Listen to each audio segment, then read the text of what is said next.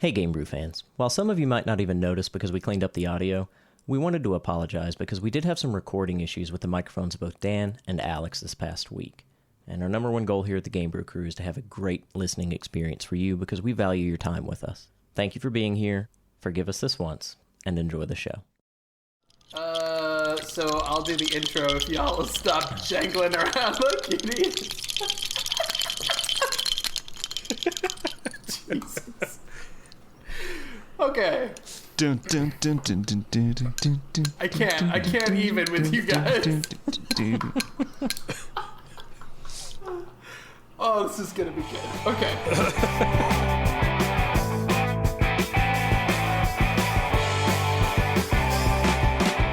Hello and welcome to the Game Brew Podcast, episode 003. I'm your host, Ian Richard, and I am here this week with Dan Rotz. Who? Chris Reitz. What's up? Will Shell. Howdy.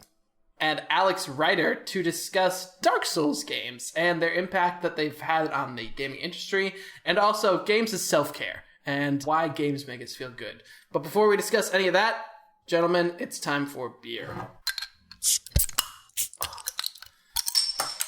Chris, what are you drinking this week? Allagash White. But before we get to that, I just want to say I'm really offended that you didn't let Alex say hi before you even got into this. I feel bad for him, and I want to defend his honor. And, Sorry. And say, can you say hi, Alex? Oh, he doesn't want to. Look what you did. Look what you did. Anyways, so this is the Allagash White. It's a beer from Maine, Portland, Maine, the other Portland. It's a white with a bunch of spices, so it's going to be a Hefeweizen. And when I drink it, I think of bananas. It kind of looks like bananas. It's a super bright color. It does look like bananas. We're going to go bananas. I don't get bananas when I drink it. I also don't get the soapy taste when I drink a Hefeweizen anymore. Did you used to get a soapy taste? Yeah, whenever I drink a Heffy, I had like this soapy Heffy taste in my mouth. I can see that, but I like the big thing for wheat beers with me is bananas for whatever reason. Interesting. I'm getting good spices on the nose, but what's funny is because I'm like when I drink it with my face, I'm actually not getting those spices until Are you way lapping after, it up which is face kind of first fun. down into the and you the use mug, your whole face with into the it. chalice? Is there another way to drink beer? I put it in a saucer? One of my favorite things about Hefeweizens is that you can drink it and smell it. Like, you get the full profile of it. It's really good. Yeah, I like it. It's definitely a nice change from the heavier stuff we've been drinking the past couple of weeks. I mean, I usually don't go for them, but this is one of the better ones. Yeah, for sure. Yeah, I like. Okay, so that's our beer this week. On the gaming front, what have we been playing? Will, I'll go to you first this week. I have started, it's been sitting on my shelf over here for like 6 months, but I have just started Final Fantasy 15. And because I have to do so much traveling this month, I picked up the DS and am diving into what is actually my first DS game, starting in 2017, Luigi's Mansion Dark Moon. And both of those have been awesome. A lot of fun, especially I'm most into the DS game. I gotta say, Really? the DS, Really? yeah. I didn't expect that because I'm not a big Nintendo person, but it's just a good time to pick up, and I find that I tend to start gravitating towards playing Luigi's Mansion. That's awesome. It's interesting to me that in preparation for you traveling, you're like preparing yourself to travel by playing the DS. You're not traveling yet, but you're still playing the DS because you have to get ready. Yeah, I'm getting in the zone, and. No, it's tons of fun. It's a great testament to what Nintendo does when Nintendo does what Nintendo does. It's really, really good. It's fun, and that's strange for me. I'm not a person who gets into just gameplay at all. I like having a story to sink my teeth into and have some fun with. So it's different for me. I didn't expect it, but it's good. I like it. Nice. I haven't played it. I haven't played Luigi's Mansion since the GameCube, so I'm kind of interested in this because I remember really liking that when I was a kid. Oh yeah, it's great. I love the vacuum and the lights. Yeah, the vacuum's great. Makes you feel like a Ghostbuster. The pretty lights on the Sucko-matic or whatever it's called. I don't even remember. Will loves his Sucko-matic. That's suck the up title. ghosts in a vacuum, and you can suck up anything in the vacuum. Cats, ghosts, Cats. coins. Is it like a straight up platformer, like a Mario game, or? No, it is not. It is full on 3D, and I don't have a game to equate it to. Maybe one of you guys do, but basically you go room to room to room to room, and you get a map, and you've got a goal, and it's level oriented. So your first level, actually your first like 5 or 6 levels, are all in one mansion, and you have a certain goal each time you go to that house. And it starts simple, and you explore like 3 or 4 of those rooms, and you get your suck-o-matic, and then you have to get a flashlight, and then you have to go do this. So you have one goal each time, and it gets progressively difficult, and you uncover more areas of the mansion as you gain new abilities. And Almost sounds like a take on like a Metroid game, but with Luigi. I was going to say kind of like an action adventure with with some puzzle elements. Metroid's oddly a good comparison to that, except this is, like I said, full on 3D and a little bit more complex in terms of controls, although I would not call the game complex at all. It's very simple in terms of its mechanics, but what you can do with those core mechanics actually is pretty complex. Got it. Dan, what have you been up to?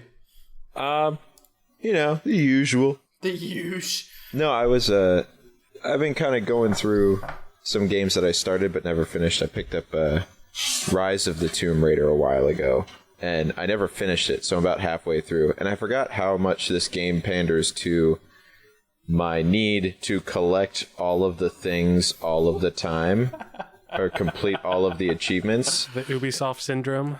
Oh my gosh. It's just like, oh, here's all the objectives for there. I guess I gotta go shoot all these things and collect all these things and murder all these animals and collect their pelts before I move on to the next area. It's to the point where I don't really remember what the story is because I'm too focused on getting all the other things that are not specifically the story objectives. Yeah, that's been kind of a trend recently in games, is just, very like kind of that easy thing to add to make it seem like they're adding content. Not to say it's a bad thing or a good thing, just it's definitely been a trend in the past few years, for sure. Right. Oh, this wise innkeeper tells you to go collect 7 mushrooms. It's like, okay, I'll go collect those 7 mushrooms. That one shouldn't take too long. And then while you're collecting mushrooms, it's like, oh, I could also shoot these 12 rabbits. I guess I'll do that too while I'm collecting the mushrooms. Then you forget about the mushrooms because you're shooting the rabbits. And then everything just tends to keep getting all crazy. Dan, does that make you happy, or does that make you does that make you like the game more, or? Oh, it makes me so happy. Really? Oh my god, that would drive me insane. I never played any of the Tomb Raider games. How does this stand as an entry point? Because I want to get into Tomb Raider, but I've never done it. I got so annoyed with the old school controls. Yeah. Play Tomb Raider, like the one that came out on Xbox. Did that come out on Xbox? Yeah, Xbox. It came out. Yeah. Get that one for one, because that kind of retools the whole Lara Croft Tomb Raider series. Okay. This is the second one of that ilk. So. Oh, gotcha. Yeah, so get the first Tomb Raider. And also it holds up. Like, the remastered edition is fantastic. Yeah, it's super fun. I played the first one. I've got a little bit of time in on Rise of the Tomb Raider, and it's not bad, but I don't like it as much as the original for some reason. It's a little bit more like action oriented. Yeah. Are these more violent and gritty? Yes. Okay. Yeah. It's much less like comic book giant boobs and dinosaurs, and much more. I feel like it's kind of going after Uncharted. Uncharted was what I was going to think of. I mean, Uncharted was kind of a commentary on the original Tomb Raiders, and it's just kind of like vibing off each other, I guess. Chris, what have you been up to? I've been kind of searching for like a main game recently to really sink my teeth in. So I've got a couple. I just got Monster Hunters 4, which I've only spent a little bit of time with, but I'm not sure how I feel about it so far, but I definitely want to keep digging into it because I know it has a great reputation. It's the first time I've played a Monster Hunters game. It's an action RPG, and it's definitely all about like killing creatures and then leveling up your gear so you can kill tougher creatures and that kind of stuff. So, Dan, you actually might really like this. I was going to say, that sounds like it's exactly something I would love. But I feel like Monster Hunter, isn't that that's kind of like there's like a whole group of people who just plays Monster Hunter, and that's like their thing. Yeah, it's definitely got a cult following, and it's definitely got a learning curve for it. Definitely, like there's a lot going on. And a lot of systems to learn. Yeah, I may have missed this, but what system are you playing that on? 3DS. 3DS. Okay. So the other game I've been playing is Nioh, which it's made by the guys that did Ninja Gaiden, and it's a Souls-like game, and it's only on PlayStation 4, but it's so far I've really enjoyed it. I really like the atmosphere. It's a really tight game, but like I don't love it like I love Dark Souls, I think. Yeah, it's not pulling you in the same way. Not the same way. I mean, the systems are slightly different. It's not completely open world. You kind of do levels and then you finish the level and then kind of upgrade your gear and then go into another level. Right. Is it the gameplay you don't like, or the lore, I guess I should say, rather than story for a Souls I game? like the lore because I like history, and this is based off kind of some history, but I'm not sure. I can't put my finger on it. I mean, it's very good, though. Like, it's well executed. Sweet. I would definitely recommend it if you like those games. I feel like PlayStation has gone on another tear lately where it's just released like a shload of really good games in the past year. Yeah, I really want a PlayStation. And they're exclusives like Horizon Horizon Zero Dawn, Nioh, somebody else help me out here. There's other shit that, No, you're absolutely right. The past 6 months, I've wanted a PlayStation 4 so badly. Well, like all the Naughty Dog games, like Uncharted and the Uncharted and The Last games. of Us, that kind of stuff's on there. Bloodborne's Bloodborne, excellent. fuck me. God, they're just doing good things. But yeah, and then of course I've also gone back into my habit of Diablo 3 because I started a new season. We are creatures of habit. We are creatures that... Diablo 3 is a game of habit also. It is. It's like, I don't even know why, but whenever they open a new season, I always go back, and I don't know why. Because loot. But I always enjoy it. Yeah, because loot. Alex, since I didn't give you a chance to introduce yourself, I thought I'd save you for last for this. What have you been playing this week? So this week, as you guys know, I started Dark Souls, the OG. The OG. How do you feel the about original gangsta. It's fabulous. It was funny. Ian and Dan both were live streaming and checking out me die like 47 times in the tutorial, which was Did you finish the tutorial? I did. Nice. I did, and I moved past. You did. And I got to like 4 or 5 bonfires past the tutorial. Holy shit. Yeah. His first instinct was to run as fast as he could into the graveyard and down the dark hole. Oh, dude, it was awesome. I got really, really far, and then I was surrounded by 40 skeleton guys. One of the cool things, though, is that, like, especially with that game, everything is basically in this, like, all the loot around there is, like, in the same spot. So, like, you become super good, like, once you restart finding, like, knowing where everything is. So you get a huge advantage. Yeah. No, it was weird. Like, I was playing through it, and I'm also playing The Witcher as well. So I'm playing 2 those are pretty heavy beefy, games. Yeah. pretty heavy games at the same time. He's double fisting some serious games. Yeah, that'd be right like now. like a fucking porter and like, I don't know, something else. An Imperial that's heavy. IPA. Thank you. In the other hand. Yeah. And in the Witcher, after last week's conversation, I started Witcher on mouse and keyboard and had probably like 8 hours under my belt that way. And then you guys were like, why are you doing that? You should play that on a gamepad. So I switched to the gamepad, and damn it, it's really, really hard once you're 8 hours into a game to switch. I mean, if it bothers you, just go back to the keyboard. No, I got it now. All But right. that first hour was definitely like, oh crap, pause. All right, Google, what is this? And it's interesting, especially in The Witcher, where you can just like collect everything around you and use it and make potions and stuff. Yeah. I don't do any of that at all. At all. It's not. So you're the it's opposite of It's Dan. the worst. Join I'm us. the complete. Like, I'll collect everything, but I'll collect everything just to sell it so I can get more bread and water. Because that's what I really need. What else do you Because my need? gameplay style is run and slash, and so You're a I grown-ass need man. that. I You need got a that sword. water in the bread. Bread, water, death. Yeah. Exactly. If Alex were a Dark Souls character, he'd be Havel. I'd like to think I'd be Solaire. All right, so this week's actually been a really interesting week for me in games. I continue to multiplayer my way through Ghost Recon Wildlands, which is fun.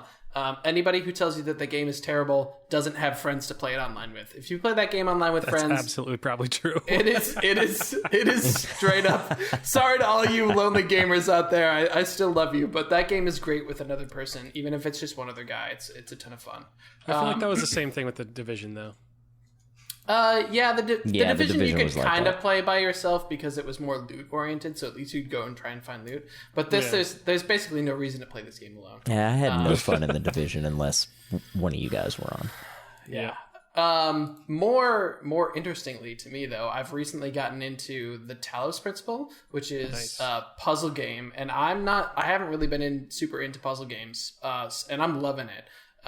It's about what makes a human different from any other thing, and it's about like what qualities qualify you as a human, because you play as a robot essentially with a human mind, and there's all these questions about who you are and why you're there, and I appreciate that the puzzle genre gives a lot of space to the player to explore story, because you're not worrying about a bunch of crazy difficult mechanics. You just have to sit there and think about things. So there's text story that's happening. You're sort of talking to this AI computer, and there's voiceover happening when you're actually doing the puzzles, and it seems like some really smart design in this game. So I would suggest people go check it out. I think it's $20 on Steam right now. And I've also been playing a lot of Hollow Knight, which is a 2D Metroidvania sort of Dark Souls-esque game, which has the most incredible soundtrack that I have heard in a game. Better than Stardew Valley?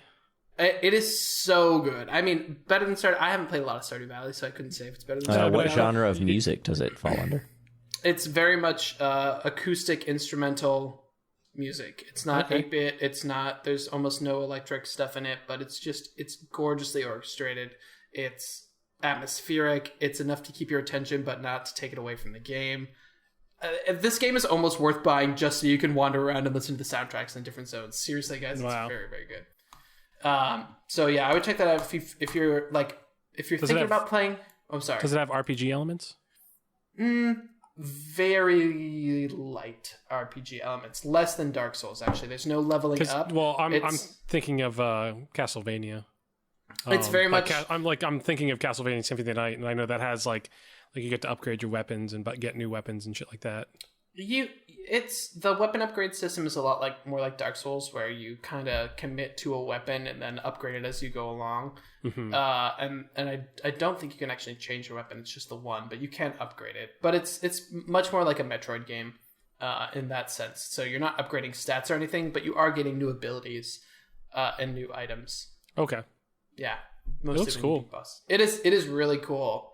Speaking of Dark Souls-esque games, our first main topic is this. Dark Souls games, huge splash on they made a huge splash when they entered the gaming world. People either loved them or they hated them. And we have people on both sides of the aisles here on the podcast. And so I wanted to ask the question, what effect have these games, this kind of game, the Dark Souls genre, so we're including things like Nioh and things Lords like of the Fallen, Bloodborne. Yeah, The Surge, Bloodborne, things that operate in that same aspect. What effect has that genre had in the gaming world, and what do we think about it as a gaming community? So I wanted to throw it to Alex first, because he's actually the newest one, and I wanted to ask you, what's your experience been like so far? What do you take away from the game outside of just, it's hard, I died a lot? So I think I would have had a little different experience if I wasn't chatting with you guys online while I was playing it. I probably would have walked away from it a little sooner. And that was kind of my experience when I was playing Alien Isolation, Dan. Mm-hmm. Was that I got into that and got through the tutorial levels and stuff, and I'm like, oh, this is sweet, this is cool. And then it got real hard real quick, and I didn't know what to do. Even after cheating and looking online. And so I think I probably would have walked away a little sooner, but because I had my support team, I was able to actually kind of get sucked into the game a little bit. And there was definitely a point where I felt a switch flip, and I understood the fighting mechanics, and I understood a little more of that kind of problem solving, like how to step back, and it did teach me that I should block and roll back sometimes, which is not my first. Yeah, it's important. Go-to action in these types of games. So. Yeah, it doesn't hold your hand. That's one of the things. It doesn't put the training wheels on the bike. It says, I'm going to push you down the hill and see how. Good luck. Yeah, like a sink or swim type of thing. Yeah, I was going to say, it's like my dad teaching me how to swim. He just threw me in pool. It was like, have fun, buddy. When I started playing that game, I didn't have a support system. I saw, people talk about this, and it'd say it's really hard. Let me try playing it. And so I got it, and I put it in, and I had no idea what to do for like 4 hours. Like, I was just like, I went to the main place, and I didn't know where to go from there. I don't give up very easily on that kind of stuff, so I was really determined to kind of keep moving forward whenever I was fighting dudes. Yeah, and I want to come back to that in a second, but I also want to give our resident anti-Dark Souls commentator here a chance to jump in and tell us why Dark Souls is horrible. Oh, we're talking about Will. Dark Souls? Yeah. Oh, sorry, I just threw up in my mouth a little bit. Come on, dude. Okay, so I was so excited about the premise of these games back when they were announced and they weren't released yet, because I thought, this is like Mario. You sit down and you play, and hear me out. Old school Mario, Happy Land. Okay, I'm not talking about presentation. I'm talking about you sit down, there are no instructions, you play, you figure shit out, and you learn from it. Just hardcore gaming. I never beat the original Mario without using save states in an emulator. It was really difficult for me, but I enjoyed the experience. Yeah. And I think a big reason that I hate the Dark Souls experience is because it attempts to do the same thing. And for a lot of people, it doesn't attempt. It does do the same thing.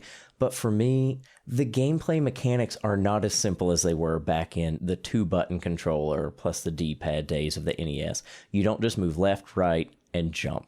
There's too many buttons, there's too much to learn and too much to do. You have to at least explain, this is how you do this shit. I think it's way too analogous to real life. In real life, you fail, figure some shit out, and you try to do better next time. And when I sit down to play games, I don't want an experience that's that representative of real life. And once I made that connection, whether you agree with that or not, I just can't separate that in my brain. When I sit down and play them, it's just like I'm getting my ass kicked like I do in real life. And I get my ass kicked enough in real life.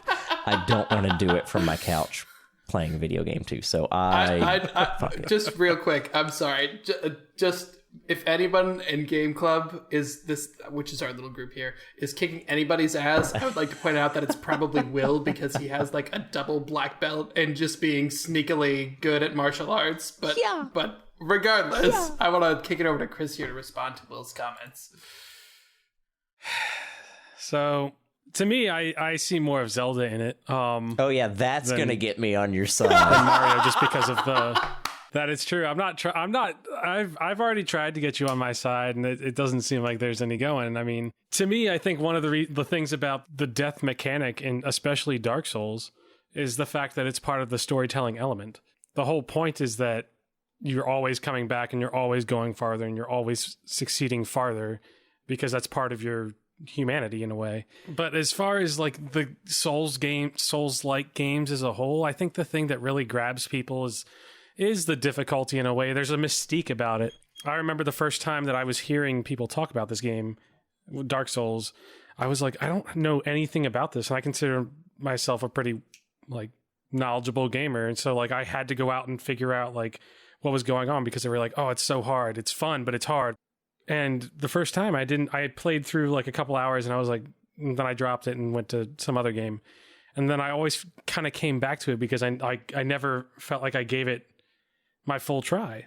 And I think that's part of it, is that it's difficult, but it's not impossible. And I feel like it's fair. Yeah.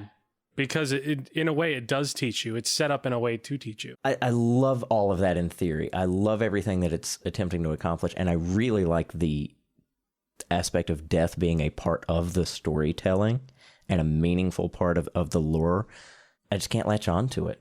That's fine. I just can't. I can't do it. It's okay to be wrong. Well, you can be just as wrong as you want for that. I mean, I just think it's that premise of gameplay for some people. I think these days it's so hard to have a game that doesn't give you really nice checkpoints. And you don't really die, like the Prince of Persia. Oh, you can't die. You just rewind time and then redo what you did again, kind of aspect. It's really rewarding. Like when you actually get through something, like you feel so good. Like especially with the Dark Souls games, Bloodborne, a lot of the games, Demon Souls, Nioh 2. Like because the currency and experience is tied together, and then you get a chance to get it back. But if you fail once after that, you lose it. It makes it so much like it makes the stakes higher, and it makes it so much. I don't know, like it just feels so good when you succeed in that game. Yeah, I think part of what I really like about it is that where Will found that he wasn't being taught the mechanics, it doesn't stop to teach them to you in terms of like, hey, this is how you do this, except in the very beginning, where it does actually go through all the button presses, including how to kick shields out of the way, which ends up being really important. But what it does do is it provides you for opportunity to learn based on the enemy types and how they move. So that to me is the best part of a Dark Souls game. And a really good example is when they tell you how to do the drop attack on the first boss, right? On the like the little demon in the thing in the opening. The asylum demon. Yeah, the asylum demon, and you beat that boss by dropping on it and taking a big chunk of its health. And then the first boss is like right next to a tower, so you could just jump off and stab him in the head if you're thinking about what they were trying to teach you. Mm-hmm. So it does really ask of the player a different level of attention and a different level of it's definitely a different learning curve than your standard game that'll just give you a button press or say, hey, you should try this here. It's not going to tell it to you, but it is going to give you probably one chance to fail for free, and then it's gonna mess with you until you get on board, till you figure it out. Until you figure out some way, like your way to do it. Exactly. And there are a million different ways in the Souls games. I think one part where it does, I don't want to say where it falls down, but one thing that's always bothered me about Souls games is that the attribute screen is really arcane and poorly explained. In terms of what those attributes actually do, it makes a lot of sense. But unless you go and look it up online, it doesn't really explain a lot of that stuff. And that bugs me. Dan, go. It doesn't bug me, but that's because I play Dungeons and Dragons a lot. Yep. I'm used to those things. Like, I'm really used to that, like a screen or a sheet of paper that has a bunch of numbers on it. And I'm like, oh, let's see, I want to beat this guy. He's really tough, so maybe I want to have more strength. So I want to put more strengthy things in there. But he is really slow, so maybe if I'm dexterous, I'll just put that dexterity up a little bit and get those kind of things moving along. But it doesn't tell you, like, if you are two-handing a sword, you only need, like, 1.5 the amount of strength instead of the full amount of strength. Or 75% of the amount of strength. Or, like, that resistance is complete trash. Yeah, I got to agree with Ian. I hated, and obviously I did not play the game nearly as much as some of you have, but I hated anytime I had to go into any of the menus. It's like Little House on the Prairie level tech. You know, like everything was just... I felt like I was in like early to mid 90s inventory systems on video games. It does like, really what look the like... hell is going on here? We can do better than this and still be difficult. It looks like the inventory system from Daggerfall. You know, like... It's just like so old. It's probably better than Skyrim's inventory system. Oh, God. That was trash. I mean, it's like Christopher Columbus's backpack. I mean, there's just no... It's the 2000s. Christ. But, like, so would you say... Like, this is not a casual gamer game. Like, this is not a game that your casual, average, everyday gamer would love to play. This is more a gamer's game. I want to say something controversial, and I want you all to respond in kind as you understand it. And there's a follow-up, so just wait for the follow-up. I don't think Dark Souls is hard. And I'm not, like, an amazing person or very good at games at all. I don't think Dark Souls is hard. It just asks that you keep trying. and that you learn from what you've done. It doesn't say you have to do this perfectly the first time. It just says learn a little something every time. A lot of the time I feel like I'm just cheesing my way through and finding like the easiest way to do something. Well, this goes back to this game is representative of life. Yes. And the way we do shit in life. I mean, you like the Mass Effect games, you have to make decisions in that's like life. Like you do, but I don't sit down and play Mass Effect games and think, I don't sit down and feel like, okay, I'm going to fail like I do every day, and I don't really know what I'm doing. I'm like a 30-year-old man boy. I don't feel like an adult. I don't know that I'll ever feel like I'm an adult who has all the answers. And when I sit down to play a Dark Souls game, that's what I feel like. And that's what I feel like every day of my life. As insecure as that sounds, I don't want to feel like that. When I sit down to play a game, I want to feel like a badass motherfucker with a big sword who knows how to get shit done. But when you do feel like that in Dark Souls, it's so badass. That's true. Like when you're going through the areas that you struggled with and you're just running through and just going like one-shotting, you feel so good. Well, that I was going to say that in the moment where you finally put down a boss that's been pounding you a time and time again is like, you just sit down the controller and sit there and like revel in the fact that you are still standing and he is not. Yeah, well, see, it's great. Is anyone else like me? I feel like maybe Alex is like me in this regard in personality, because a lot of my frustration, like the Taurus demon, for example, I'm one of these people who, when I can't get something and I have to keep learning, I eventually reach this level of frustration to where when I am successful, there's no happiness. There's no release of emotions. It's just like this angry... I'm just angry. Like, I've done it. I've kicked its ass, but I'm still angry about it. And I don't feel good. And that's what Dark Souls does to me. So maybe I just don't have the right personality to play the game. Maybe it's just not for me. Is anybody else that way? I think you said it the perfect way, Will. It's not, and this is why I don't like it when people talk about how hard Dark Souls is, because again, I don't think it's hard. I think it just asks that you learn a little bit every time you not get frustrated.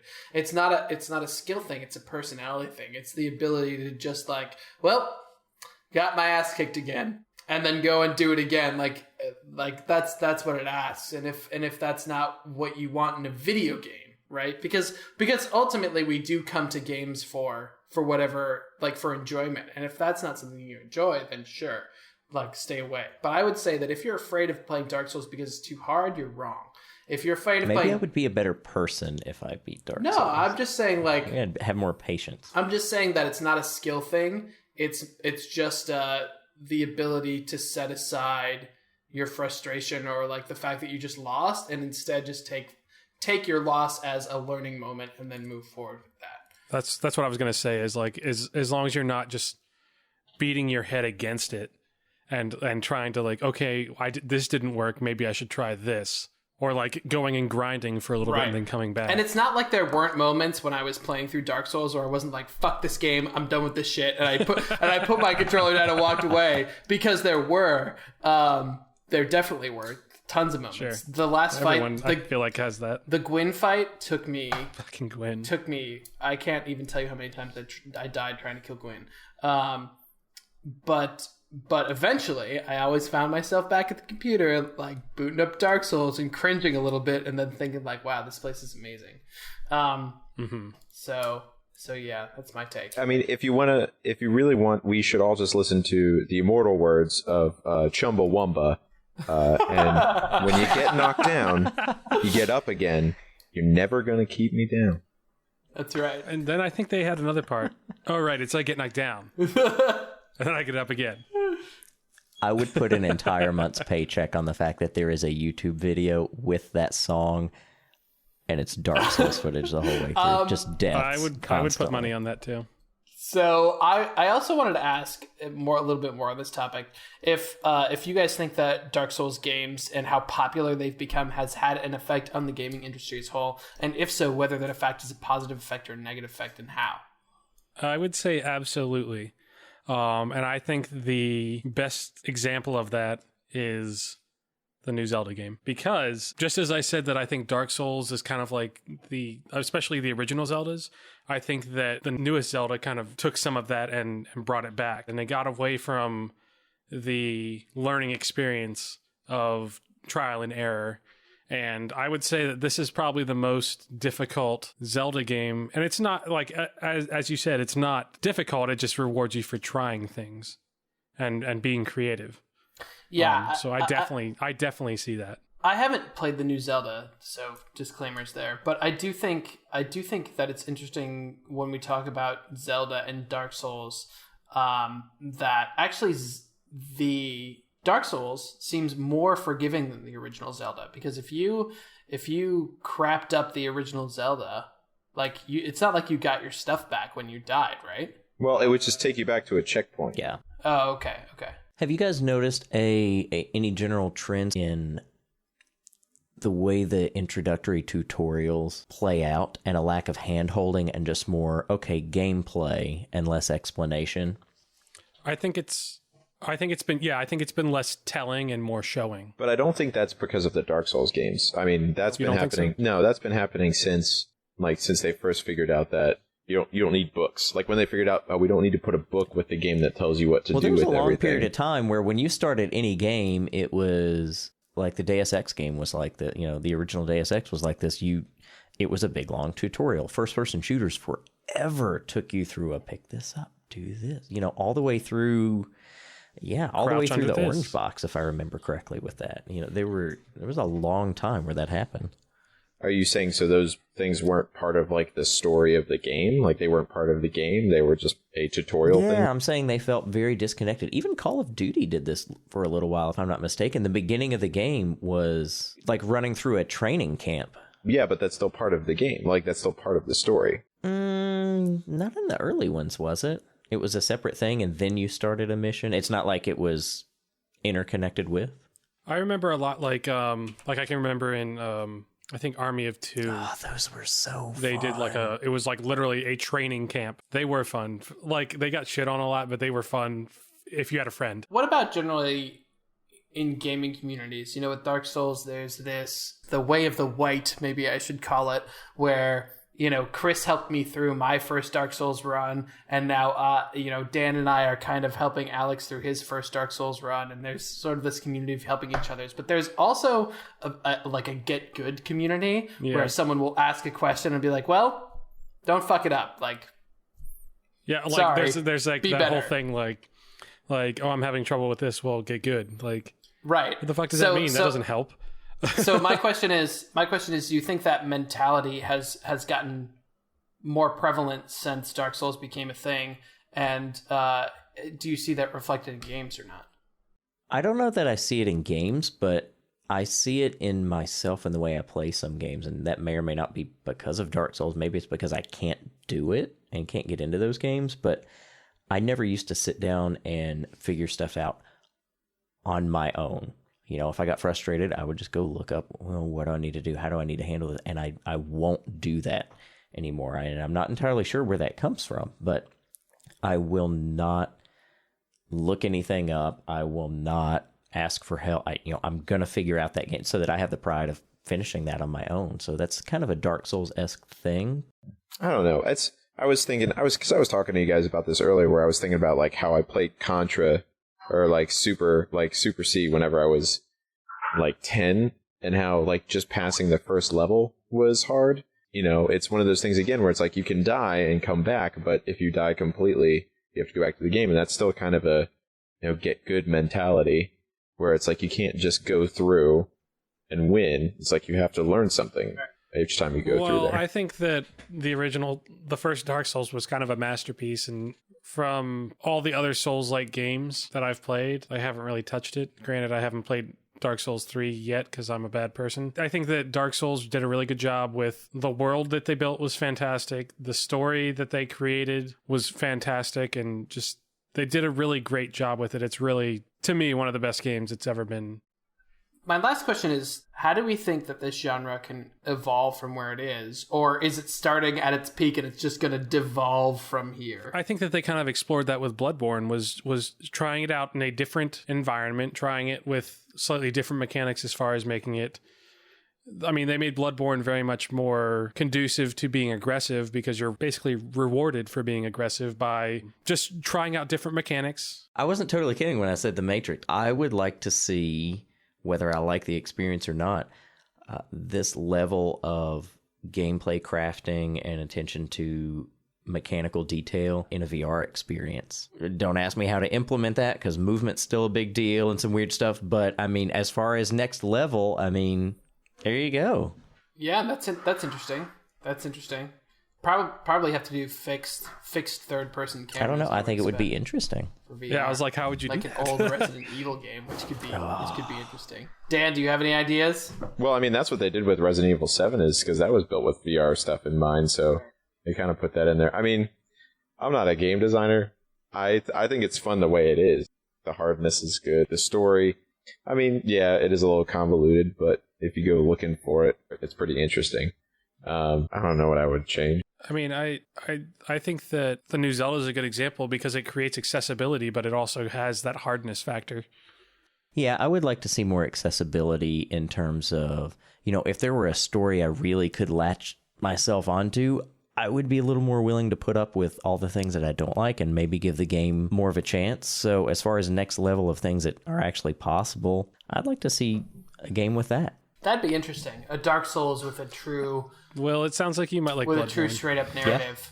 Yeah, narrative would be outstanding. I would enjoy that. Bloodborne definitely has more of a narrative, and yeah, I think you might like Bloodborne a little better then.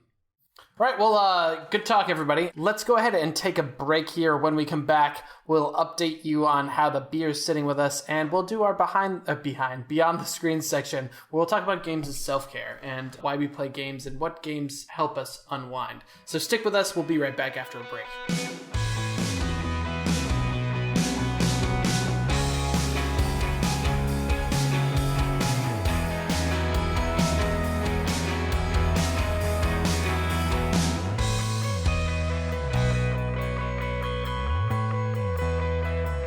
Welcome back to the second half of the Game Brew podcast. And I just wanted to check in on the beer real quick. Guys, how we doing with it? How's it sitting on that palate?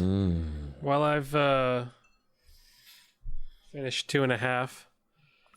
So it's very drinkable, apparently. The words out. I was going to say. It takes so long to count to 2.5. 0.5. Listeners, I don't know if you've noticed yet, but this podcast gets slightly slower and slightly more slurred as the hours go along. Dark Souls is the best game ever. I was just looking at the Heffa and thinking that, like, in terms of Heffas, this is pretty clear. Like, I've had cloudier Heffas, and I don't know what that's all about, but. Well, when they put the white in there, like that's what I can see. It's like really, it's not yellowy. It's a very light yellow. So it is more white than... A mellow yellow. It's a mellow yellow. What is the white? Mellow yellow. As someone who's not like a beer connoisseur, what is the white? Well, I mean, I think it's also kind of... I think it could be a play on words because the German for a white, I think, is a wit. A wit. I could be a wrong. Wit beer. Which is kind of similar to white. But also it has a white foam. It gets its name due to suspended yeast and wheat proteins, which cause the beer to look hazy or white when Boom. cold. Holy shit. Ladies and gentlemen, you just heard like straight up facts on the Game Brew podcast. That may be a first. Right now, let's Thank just you, drop the Google. mics and walk away. This is the end. That's I it. don't want to drop my mic. I don't want to damage it. All right, good. So now I'd like to transition to the Beyond the Screen section. So Beyond the Screen is the portion of our podcast where we talk about something that is of gaming, is about gaming, but goes beyond just gaming. And this week, we want to talk about games as a form of self-care. Some people, they take a bath. Some people, they drink a beer. We gamers, we come home and we play a game to make ourselves feel like all is well and right with the world. And so I want to go to Will first, and I want to ask, what kinds of games do you play that help you unwind, that help you feel good, that help you to reconnect with the inner Will Shell? It depends on my mood when I come home at the end of a long day, or if I've got some spare time. It really depends on just how I'm feeling. Sometimes I'll come home and I just want to play some CS:GO or some Overwatch. I just want, bam, bam, bam, some quick action and then done and go do something else. And, sometimes that's just what I want to do. But more often than not, if I want to truly relax with a game and not potentially leave stressed, because if I have a few bad rounds of CSGO or Overwatch and it's not going my way for 30 minutes, I'm getting up and walking away more pissed off and more stressed and frustrated than when I sat down to begin with. So if I want to relax, I want something that's got a good story, something that's engrossing and engaging, something I can sink my teeth into and really just get lost in. Give us an example. God, were you here last week when I talked about Mass Effect? I was. Perhaps you were here for that podcast. Did you finish all of those? Did you finish Perhaps? 3, Will? Oh, damn right, I finished 3. Strong. Oh man, that series is so good. But something like that, and I'm getting to that point with Final Fantasy 15. I've got that kind of DS distraction with Luigi's Mansion right now, but I can see some good things coming down the pike, and I can tell that I'm getting to a point where I'm going to plop down on the couch and instead of playing for an hour or so, 45 minutes, accomplishing a few open world tasks, that I'm going to start sitting down and really muscling out some of that and getting into it and getting lost in it for hours at a time. And that's what I like to do. Relaxing to me is right. Hours at a time of just because the story pulls you in, right? It's not game mechanics or gameplay that pulls you in. It's really story. It's all story. It can be absolutely horrible gameplay mechanics and just wonky controls. It can be the Nintendo Glove-esque controls and the Power Glove. It can be the Power Glove of controls and an amazing story, and I'm going to have a blast with it. I'm going to have a good time. Will, I want you to do a Twitch podcast where you use the Nintendo Glove to play a Telltale game series, because that just sounds like the most hilarious thing Dark Souls in my entire life. Because I know how much you love Dark Souls. Oh my god! No, I would punch the television is what I would do. No, that's torture. All right, so Alex, what do you relax in when you're looking for relaxation in the game? When you're looking for self-care, when you're looking to escape, what do you go to? I, unlike Will, do not pay attention to story. I need something that is almost to the point of mindless activity, where I don't really have to think that much. This is going to be two completely opposite ends of the spectrum. But on one hand, when you have a super stressful day and you can come home and you can just blow up and shoot some zombies that are living on Mars and some Doom, it's pretty mindless. And then on the complete opposite end of the spectrum, I recently found Abzu. I really, really like the music in the game, and the artwork is really unique and cool. And I think I played through the entire game in like 2.5, 3 hours, but I find myself going back into the game and just wandering around in the ocean you can do that there's people that have played it for like 30, 40 hours. It's very journey-esque, you can right? really get lost in. It's by the art director. Yeah. Yeah, I was going to ask, what's Abzu like? Because I haven't played it. It's the same art director and same composer. Austin Wintory. Yep. Another set of games that I play as well, and not as much recently since I'm trying to tap into another area of gaming, but I have strong gaming roots in sports games. And so in the Maddens and the EA Sports and the AAA baseball and those games, just because of my schedule of always being on the go, always running around to a gig or work or commuting or whatever, having only 20 minutes, 30 minutes to play a game, sports games fit into that window really, really nicely. And I'm playing the one sports game I'm playing right now is NBA 2K17. And it's a game that I can turn on, play one or two games in 20, 30 minutes and move on. That's interesting. I would not have thought of a sports game as a quick shot game. I think of that as something where you sit down and you're going to play from end to end. Do you just save state in the middle, or can you play a whole match, round, whatever, that quickly? No, yeah. Most of them you can play like a whole match in like 5-10 minutes, and then like you're done. Move on to the next. I would not have expected that. I'm not a sports game person. For baseball, it's pretty set in stone. But for like a basketball game, you can set your quarters to be 2 minutes, 5 minutes long. You can set your quarters to be 20 minutes long, and you can play a full almost 2-hour game if you want. So it all That's interesting. It all depends on what you're in the mood for. But I'm playing through the career mode right now in NBA 2K17, and I can get through maybe like 2 or 3 games in about probably like an hour and a half. Nice. I would never have thought that.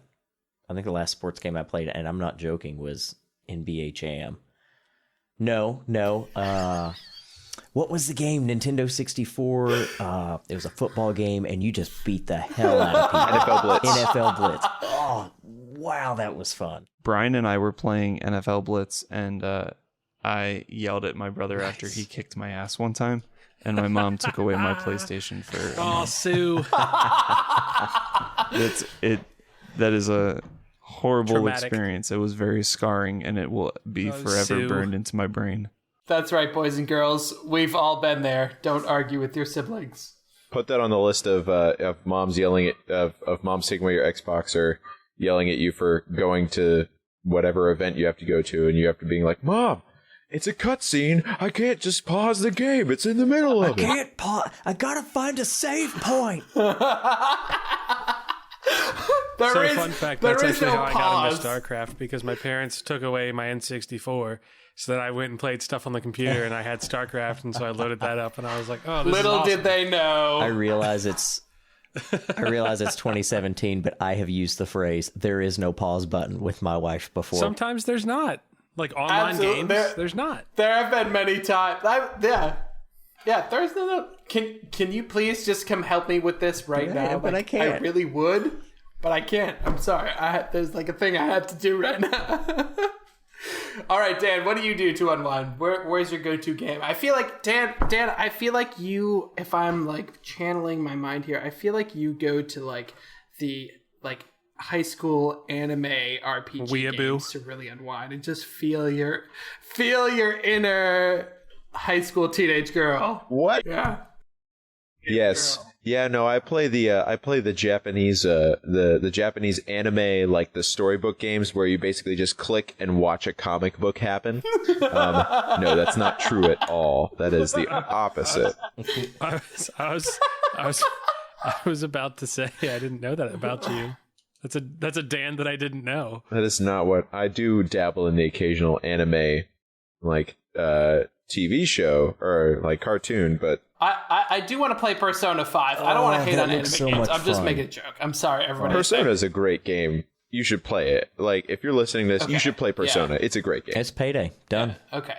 Sorry, Dan. Sorry. But the thing I do to relax is I'm very much like Alex. Whenever I do that, there's like 2 different Dans. There's the Dan who's had a rough day and really just wants to, go and blow the crap out of some zombies with large shotguns or bazookas. But most of the time, it's actually like the Dan who doesn't want to turn his brain on. But instead, I do turn my brain on and I go and play Minecraft for like 6 hours. So I either go and just like build something. It really speaks to the inner Lego mentality that I've always had. Because I really loved Legos when I was a kid. And this is kind of like a way that I can have Legos without going out and buying new Legos all the time. I can just build, castles, or I can build challenges for my friends, which I do that sometimes. So if you guys get Minecraft on Xbox One, you can do challenges from me, guys, in the game club if you haven't done them already. Do you guys want to lose a few more viewers, listeners? You've never played Minecraft, have you? I've never played My Minecraft. God. Never. Jesus Christ, Massive Will. I What? don't- Like, you know what I also don't like? Yeah, what? Like, I don't like crafting Mass games. Effect, yes. Like that to me, I'm glad it's relaxing for Dan. I'm 100% on board with Will. I do not like what was that game you guys tried to get me to play? And Astroneer. no, Astroneer. what's the one? It's 2D So side good. scroller. You can dig down. Minecraft. Terraria. Yeah, Terraria. It was fun when I played with you all. I've only played Terraria with you guys.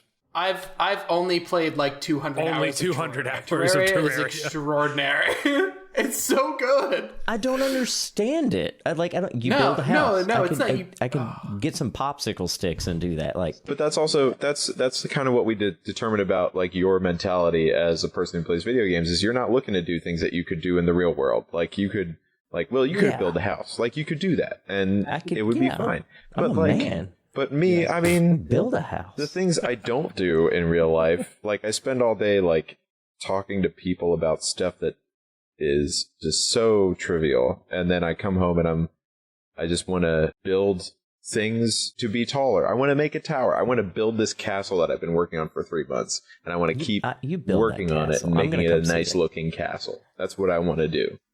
That, you know what, Dan, that's a really interesting observation, that a lot of the times that our gaming preferences sort of fill the voids where either our professional lives or our personal lives have left voids. And I don't want to get too deep into that because that's a really deep comment, but you say that, and now I'm thinking, like, why do I like to play games that, like, actually really challenge me when I come home? Like, why do I come home and I really want to play Hollow Knight? Or why do I come home, which is, like, it's a 2D Dark Souls game, so it's not, like, super challenging, but it's, like, you gotta work on that. Or why do I come home and play Talos Principle? Like, there are actually thinking puzzles there. And the reason is that, like, I operate at my job in such a, like, 15% of my operating ability level that when I get home, like, I want something to actually give me a hard time so that I can get through it. Like, I need something to give me, like, to challenge me, to make me feel like I've accomplished something. We all want more than our baseline engagement that we get day to day. I want less. That's a very monotonous thing, and I mean, who doesn't want more? Alex,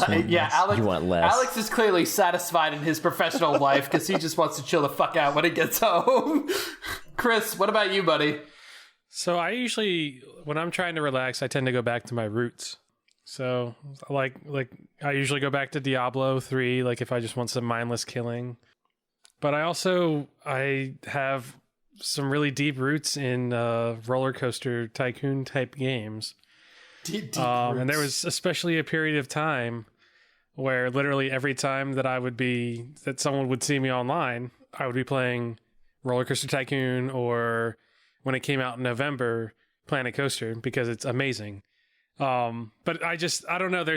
It's kind of like the same thing that Dan was saying, building something and just like there's such satisfaction of like seeing a creation that you made kind of come to life and being able to ride it and being able to just kind of do something with that I really enjoy. And also like the Zelda games, and especially the new Zelda game, like coming back to those, like just I don't know. I think it's always coming back to my roots. Maybe going back to childhood. I don't know. Yeah, no, that's a really powerful instinct for sure. Like that's the same thing with me. It's like I did this when I was a kid. Like I built stuff with Legos, and that's what I want to do now too. It's soothing. I'm a 27-year-old, 10-year-old. We could all be so lucky. Dan, when you're going back to your childhood, have you actually gone back to explore games that you've played when you were a kid? And if so, is that experience as satisfying as it would? Or do you find that with the evolution of gaming and with the evolution of you as a person, like actually those old things really aren't as satisfying as they were back in the day?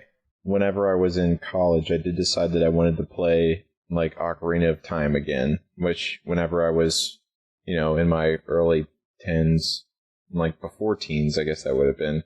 When did that come out? I think 98. 1998? 99? 1998, 99. So I was 9. I was 8 years old, 9 years old whenever I first played that game.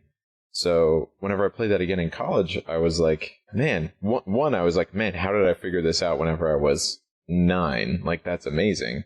And 2, I was like, it's still pretty fun. I remember these things. Like, I was bringing up stuff that I had done when I was a kid, but it's still fun now. Similarly, recently I played Super Mario Sunshine, which is also really fun. That was on GameCube, obviously a little bit later, but those are games that I played a lot when I was a kid, and they still have the funness, which is not a word. And it doesn't matter that it's like that gaming has progressed farther from there, that I play more advanced games. They're still fun to me because it's, it brings back, 1, the nostalgia, and 2, they just are crafted well as games. And that's what they are. They're games. They're things that you play. It's not always supposed to be hard. It's supposed to be something that you can play and enjoy playing. I was just thinking that I've done a playthrough of Ocarina of Time on my 3DS recently, and it's the first time, especially after playing the new one, that I've felt that Ocarina of Time is starting to feel old, if that makes sense. The first time, 20 years later? Yeah, I mean, it's almost like 30 years old. No, it's almost 20 years old. because I can't count. Well, Chris, after you did that, and then you let me borrow your 3DS, and then I did that, I still had a great time playing that game. Oh no, I'm not saying I'm having a good time with it. I'm just starting to like notice things about it that are like, that's an old game mechanic, or that's an old, like, it just, something about it just is like, oh, you don't really see that anymore. Like, you can't really strafe. If you're stopping to shoot something, you can't move while you shoot. You have to stop. That was a thing with GoldenEye. That's one of the things that makes GoldenEye feel really old. Anything on the Nintendo 64 is that you don't have a right thumbstick, so you can't move the camera. That's a good point. Wasn't there a mechanic in that game? I have played a little bit of some Zelda games. Couldn't you lock on and then Yes. Yeah. strafe Yeah, back? you could lock And that on was with like that revolutionary at the time. game. It was, especially for a Zelda game at that. That was really the first place that was done, wasn't it? Well, and they were very deliberate with that. I'm trying to remember. There was something on N64 that you could use the C buttons to turn the camera. No. You could play GoldenEye with the C buttons, but you had to like purposely go But you and had to- select the yeah, right yeah. control map because it would just start you out in the left, right. Yeah. And that's still a mechanic. Final Fantasy 15 does that. You can lock onto an enemy, and then you're essentially strafing or running, or you stay facing that direction. But Zelda, that game was the first time I remember that being, oh my god, this is a big deal. It made combat It's a so key much mechanic easier. in Dark Souls. You know, I never beat the game, of course, because it's Zelda, but I thought it was cool. So I thought it was interesting that you guys earlier brought up survival games, whether or not you play them to relax. And I think survival games are a great way to unwind because you can come at them at your own pace, because there's an element of exploration and discovery involved in them when you're starting them off new. I wouldn't say that multiplayer Ark or multiplayer Rust is a good way to go and relax, because that's not true at all. But I would say that's like starting a new Astroneer is a good way to chill out, or playing through some Subnautica. Subnautica is so mellow and such a good way to chill out. I haven't played Abzu, but I feel like they're like that. Just being underwater gives the world a sense of like, all is right. I guess it's, from our placental past, we all just live there. So you mentioned playing at your own pace. Are any of those games, the survival games, as, I don't want to use the word frustrating because it's not meant to be, but are any of those like Don't Starve? Because you mentioned relaxing and at your own pace, that's what I was thinking of when you said that. A relaxing at your own pace survival game. When you were saying survival games being relaxing, I was going to argue that Don't Starve is not like, I don't like Don't Starve because that's of what it. I was going to say. That's the reason that I don't play Don't Starve, is because if you're not using every single second of Don't Starve in the first 2.5, 3 hours, then you're dead. It's kind of like StarCraft 2, like in competitive multiplayer, like you have to be doing something all the time. Yeah. What's the punishment mechanic of these other? I don't play a lot of survival games. Like, what's keeping you going? Is it just exploration, or? It's really just exploration discovery. Like Astroneer, you die and you just like you have to go get your stuff again. And in Subnautica, I think it's the same thing. Like you lose your current inventory, but that's it. So it's right. So it's not. There really isn't a punishment. Okay. It's just like, well, sucks to be you. Swim back over there. So find pretty things, walk around, look at more pretty things. Yeah. Take some screenshots. Yeah. Show your friends. Subnautica. I feel like Subnautica is an underloved game. I feel like more people should go check out that game. And it needs multiplayer. It still is in development technically, but you can play it as a full game basically. So the I think it's probably like a $30 sticker. It's an early access game. Yeah, the $30 sticker price is definitely worth it in terms of what content you have there. It's been reduced to 20, I think. Okay, there you go.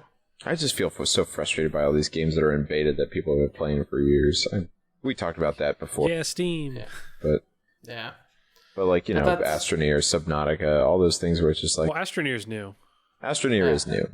But you know what I mean, though. Just like all these things that just keep coming out. Like Ark could be a really cool game if they would like fix the glaring mechanical issues and stop releasing new DLCs for a it's so technically ridiculous. unreleased early access game, right? Makes me so there's mad. that whole thing. So cool. So, listeners, let us know what it is that you play when you like to unwind. When you come home from a hard day of work, what do you boot up to get you back in the right frame of mind? And you can contact us via Facebook. You can get in touch with us on Twitter. And let us know what you think. We're going to go ahead and sign off. I want to thank you for listening.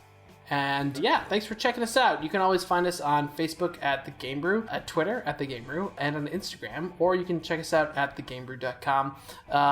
Yeah. It's been fun. Yeah. Episode 003 in the can. Woo. Woo-woo. Right. Thanks, y'all. See you in a couple weeks. See ya. Bye-bye.